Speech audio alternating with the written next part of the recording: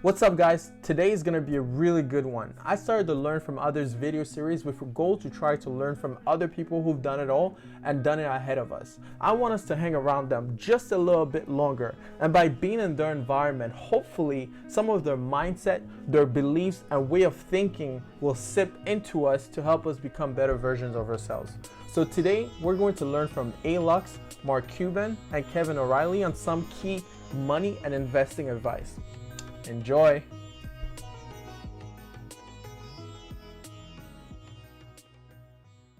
Never borrow money that doesn't go toward making more money. What are you doing buying a TV on credit? Why are you ready to go into installment payments on the new PlayStation? Why are you borrowing money to buy a dress or a handbag? Just stop! We know many people lack access to funding in case of emergencies, which is why they're taken advantage of by predatory loan shark-like institutions. Believe it or not, these people borrow money from payday loan companies without understanding the contracts they're signing. They're paying 70 to 250% yearly interest on the money they're borrowing for stupid shit. This happens all around the world. The UK has the same problem as the US and the rest of the world for that matter. Here's an actual example. Money Shop, one of the biggest payday loan lenders in the UK, charges £30 to borrow £100 for a month. The second biggest player, Wonga, charges £37.15 to borrow £100 for a month. And if you don't pay it back in a month, the penalties and interest on the penalties start to apply and they add up fast. You'd think that one has to be stupid or desperate to borrow money from these people, especially if it doesn't go toward making more money. But millions of Americans borrow money to go to college and choose majors without any prospects in the market for their future careers. Your major in philosophy or gender studies has no market value, yet you now owe over $100,000 for the experience of finding out this for yourself. In short, stop wasting money that you don't have on things that you don't need. Remember, it takes money to make money. It's a simple formula. The more money you have to invest, the more money you're going to get in return. The rich have figured it out, and that's why they leverage other people's money to buy businesses and real estate on credit. They don't buy it cash. They use other people's money to buy things, quote unquote, assets that will make them more money. The middle class, on the other hand, they borrow money to buy a new car or to buy clothes or the latest iPhone that just came out. Like seriously, I see some folks that buy every single year the new iPhone, even if the old one still works. So pretty much, they're just buying things that will absolutely make them zero money. And even worse, it's costing them now even more money, because now they have to make a car payment each and every month. They also have to make the minimum payment on the credit card for the LV bag they just bought, or pay the repair guy $100 for a broken screen of the iPhone, because that shit happens all the time. So pretty much they're borrowing money and it's now costing them even more money than before. And then they wonder why they're not moving ahead. Number 2, pay down debt as an investment. Let's hear it from Mark.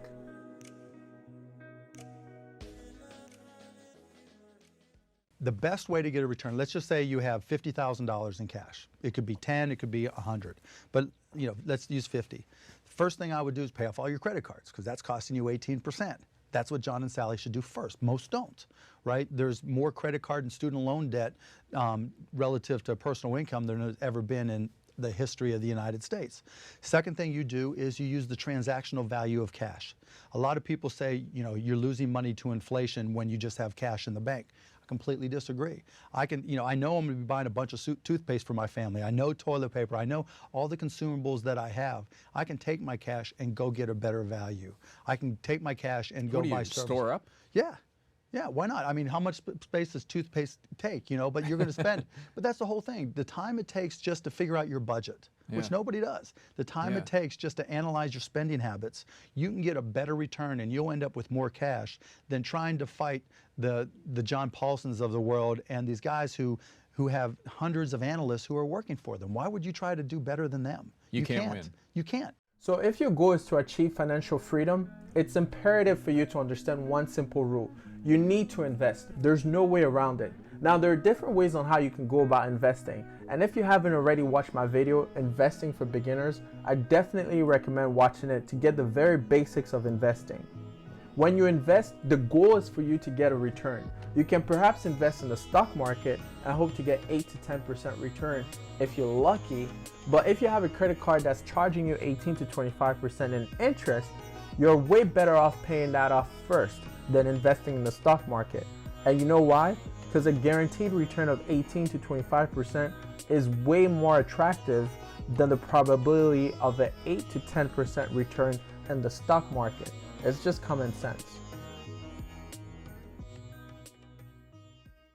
Never buy a stock that doesn't pay a dividend. That has been your advice through and through. Why are these stocks more attractive? 73% of the market's returns over the last 40 years came from dividends, not capital appreciation. You look at companies that don't pay distributions, don't return capital, how risky they are. Take a GoPro, for example. I'm not just picking one company, I'm just giving you a good example of a company that basically has lost 70% of its value, never returned a dime to shareholders. Or how about a company that's been around much longer, Yahoo?